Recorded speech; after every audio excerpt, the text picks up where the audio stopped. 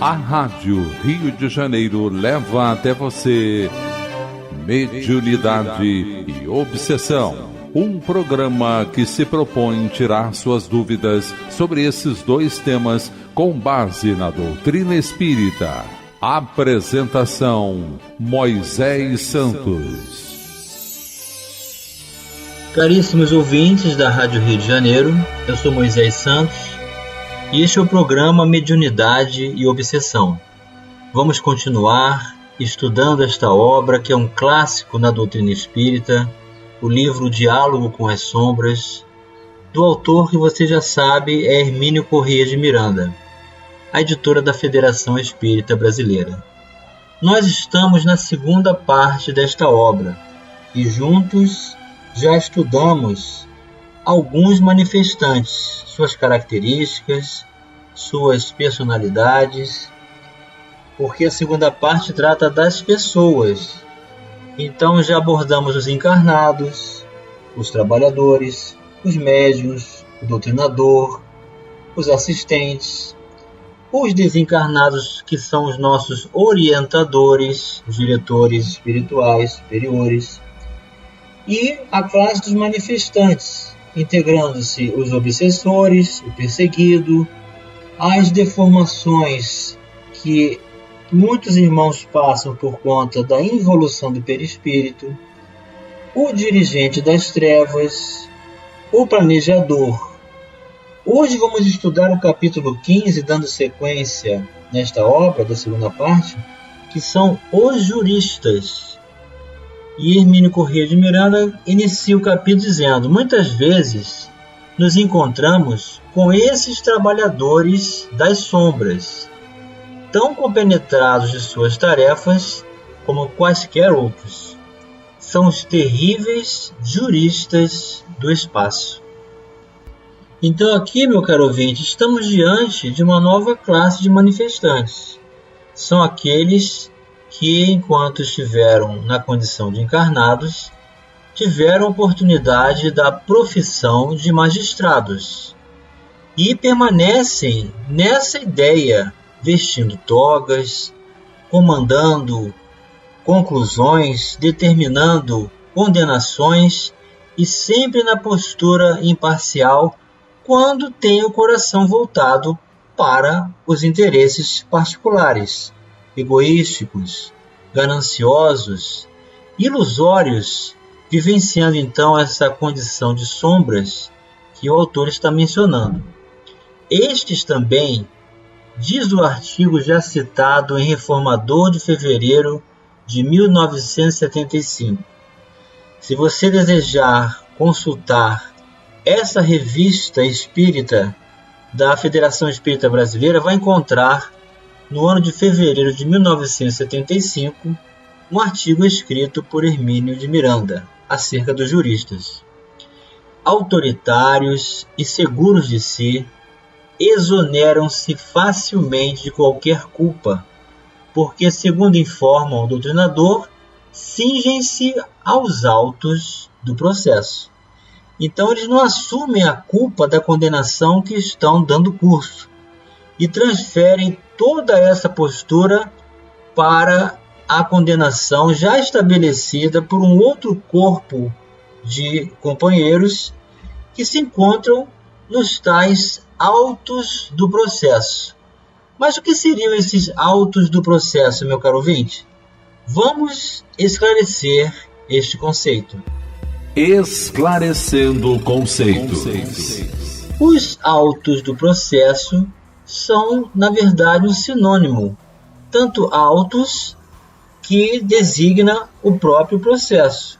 A conclusão dos autos nada mais é do que o ato de enviar o processo ao magistrado, ou seja, o que foi decidido pelo corpo de jurados, para que profira algum ato, seja um simples despacho de andamento, uma decisão processual interlocutória, uma liminar, por exemplo, ou uma sentença.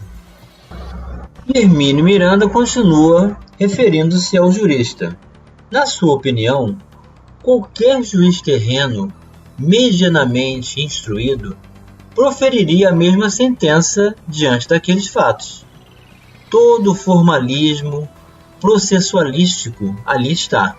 As denúncias, os depoimentos, as audiências, os pareceres, os laudos, as perícias, os despachos e, por fim, a sentença.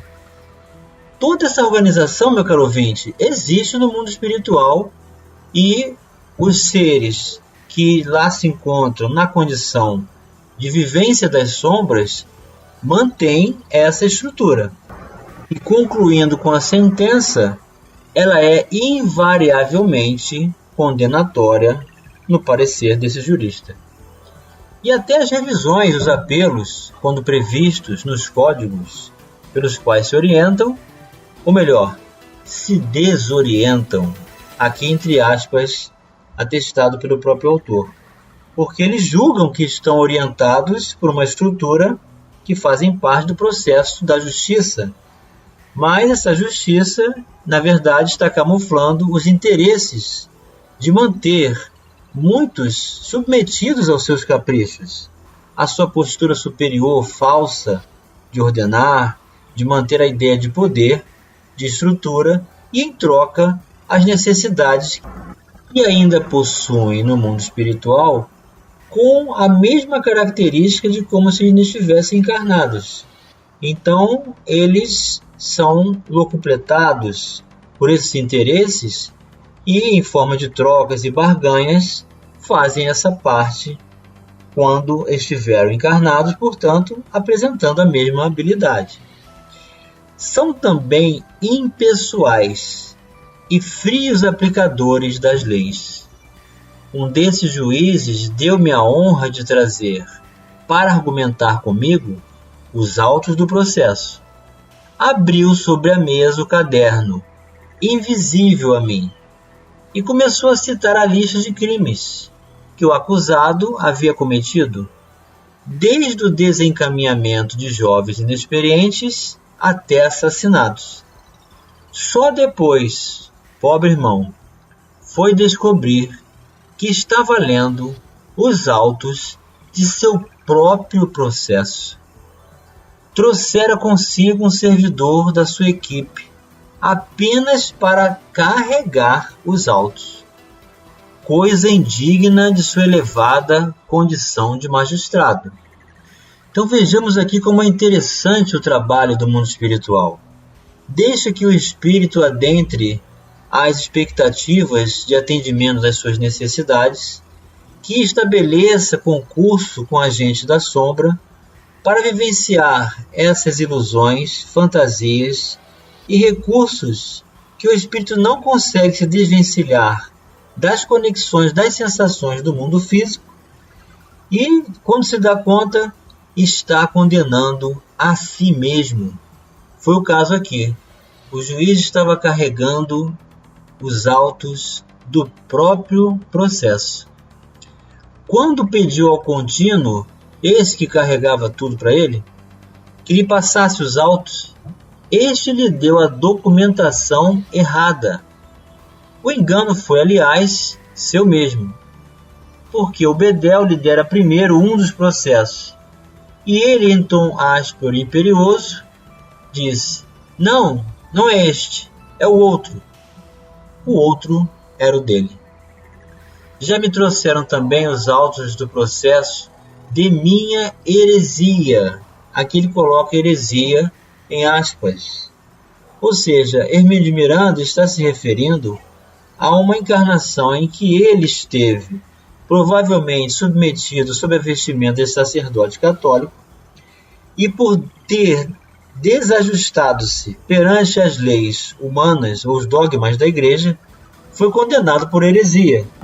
Heresia, meu caro ouvinte, é sempre um conteúdo doutrinário que é contrário aos preceitos estabelecidos pela igreja. Às vezes uma ideia coerente, uma ideia justa, uma ideia que fuja do labirinto criado pelo homem para justificar sua educação pelo terror. Então, quando isso acontece, geralmente o membro da igreja também é condenado. E aí a afirmação é por heresia. como também autos já arquivados, com sentença proferida, em caso que, segundo este jurista invisível, eu havia apelado. Então são muito interessantes esses reencontros, esses contatos com os nossos irmãos do mundo espiritual, porque trazem todos estes aprendizados para nós. Primeira oportunidade do comunicante se deparar com a própria sentença, ou seja, reconhecer que ele mesmo está causando a perseguição para as próprias necessidades, as próprias fraquezas que traz. Então, a lei de Deus é do perdão, a lei do amor de Deus, do Evangelho de Jesus, é da educação de espírito, de ressignificação de valores. Então, toda essa postura, o grupo mediúnico que se reúne já está se estruturando nesse sentido de acolher o irmão equivocado no pensamento. Então, todos eles que se comunicam, mesmo julgando serem parciais, mesmo sendo dotados de condições especiais para realizar funções como esta, porque geralmente é assim, ao desencarnarmos, nós vamos dar continuidade às aparências que tínhamos como eram encarnados, às condições profissionais em que estávamos relacionados, todo o conjunto de experiências daquilo que podemos desempenhar, as nossas habilidades, tudo é utilizado.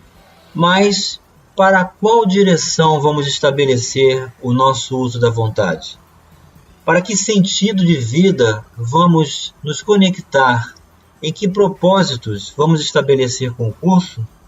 Para manter e dar continuidade àquilo que desenvolvemos por habilidade, seja na questão moral, seja nos valores profissionais, sejam nas ocupações e habilidades que tivemos no campo da arte, no campo da literatura, no campo da oratória, onde quer que tenhamos desenvolvido habilidade, essa condição vai dar curso normal. Mas, se o sentido de vida não se estabelecer no propósito do amor do Cristo, geralmente essas organizações acabam acolhendo esses irmãos com toda a bagagem de suas qualificações, mas nem sempre para um sentido favorável no campo do bem. Vamos continuar estudando essa obra, as pessoas, os manifestantes, já no próximo bloco. Participe do programa Mediunidade e Obsessão enviando sua sugestão ou pergunta para o e-mail meo@radioriodejaneiro.am.br ou pelo WhatsApp 984867633 aos cuidados de Moisés Santos. A Rádio Rio de Janeiro está apresentando Mediunidade e Obsessão. Apresentação: Moisés Santos.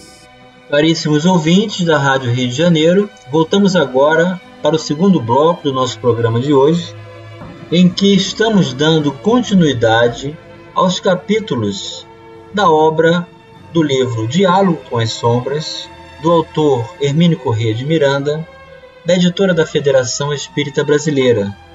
E nessa segunda parte que trata das pessoas, estamos estudando as categorias das personalidades dos manifestantes, catalogadas pelo autor. Vamos iniciar agora o capítulo 16, que trata do executor. Sente-se também totalmente desligado da responsabilidade. Então aqui há algo muito em comum, tanto do executor, como do jurista, como do planejador. Todos eles com essa postura de isenção de responsabilidade com relação às condições e características de cada um. Quanto às atrocidades que pratica, pois não é o mandante, apenas executa ordens. Usualmente nada tem de pessoal contra suas vítimas inermes, que significam indefesas. agasalham-se na crueldade agressiva e fria, sem temores, sem remorsos, sem dramas de consciência. Quantos deles encontramos nos trabalhos de desobsessão? São remunerados das maneiras mais engenhosas e diversas, as que mais se ajustam à sua psicologia, aos seus vícios e às suas deformações. Então o executor estabelece o concurso das ações finais para designar, então, o que já foi condenado. Não se julga responsável por isso. Ilusoriamente se mantém nessa postura de irresponsabilidade. Já vimos o exemplo do sacristão que era pago com suculentas refeições e vinhos deliciosos, aos que são compensados com prazeres mais vis. Outros são estimulados a atos de particular bravura, com vistosas condecorações. Ou seja, tudo ilusão. Um deles me exibia com orgulho e frieza uma preciosa condecoração por um gesto de enorme dedicação à causa de seus mandantes. Empenhara-se em castigar sua própria irmã. Outro desses companheiros desarvorados deixou-nos uma das mais comoventes lições escritas a princípio, com as sombrias cores do rancor, e depois com as luminosas tintas do amor e da emoção. Então é sempre assim no final.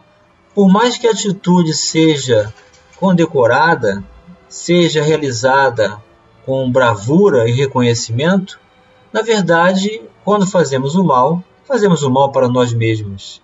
Mas quando encontramos um grupo que acolhe, que orienta e que oferece recursos restabelecedores com essas luminosas tintas do amor, as emoções transbordam-se dessas pessoas e elas são muito ajudadas. Empenhara-se num processo tenebroso e complexo, de obsessões violentas, a serviço de um grupo que dispunha de vasto plano de atividade.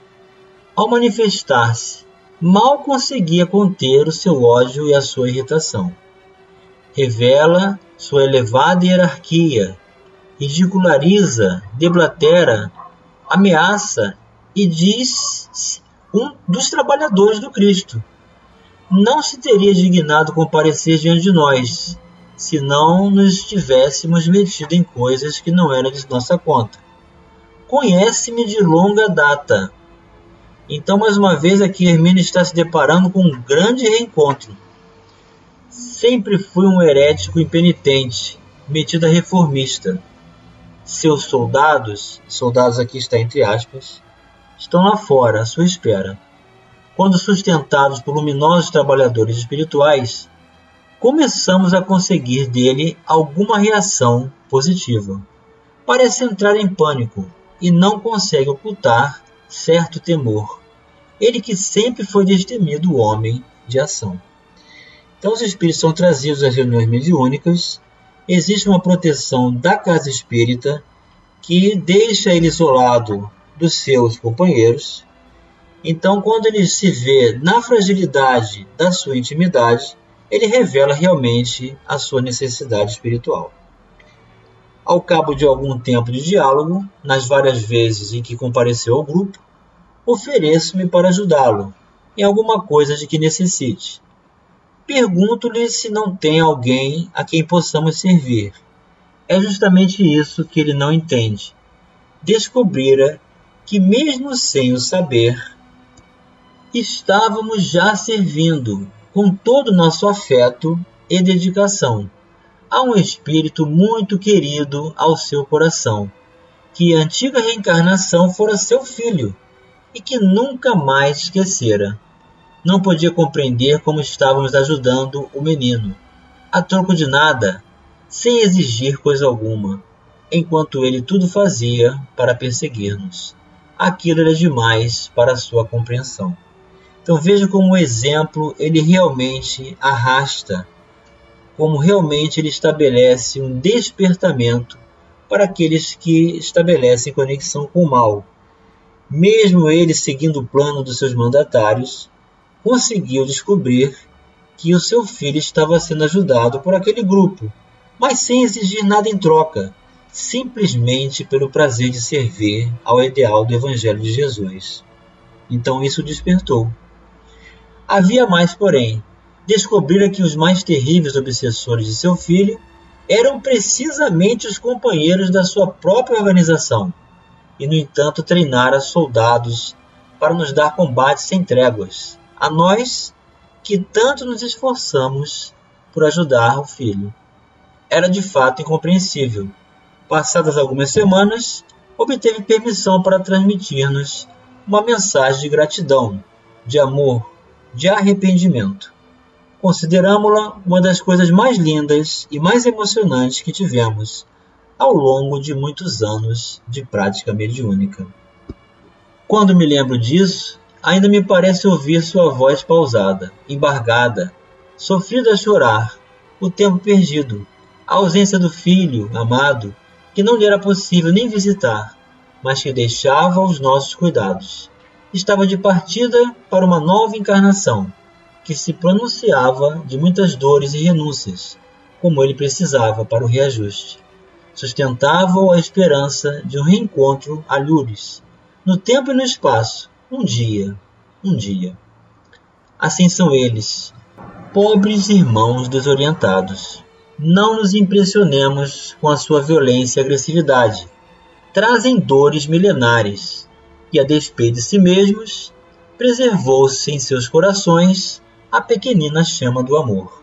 Basta um sopro de compreensão e afeto para que ela se reacenda. E chegou o momento, meu caro ouvinte, de você receber a mensagem ao seu coração. Mensagem ao coração. Desce elevando aqueles que te comungam a convivência, para que a vida em torno suba igualmente de nível. Se sabes, não firas o ignorante.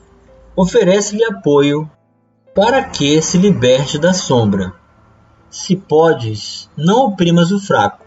Ajuda-o, de alguma sorte, a fortalecer-se, para que se faça mais útil. Se entesouraste a virtude, não humilhes o companheiro, que o vício ensandece. Estende-lhe a bênção do amor como adequada medicação. Se te sentes correto, não censures o irmão transviado em desajustes de espírito. Dá-lhe o braço fraterno para que se renove. Se ajudas, não recrimines quem te recebe o socorro. Pão amaldiçoado é veneno na boca. Se ensinas, não flageles quem te recebes a lição. Benefício com açoite é mel em taça candente.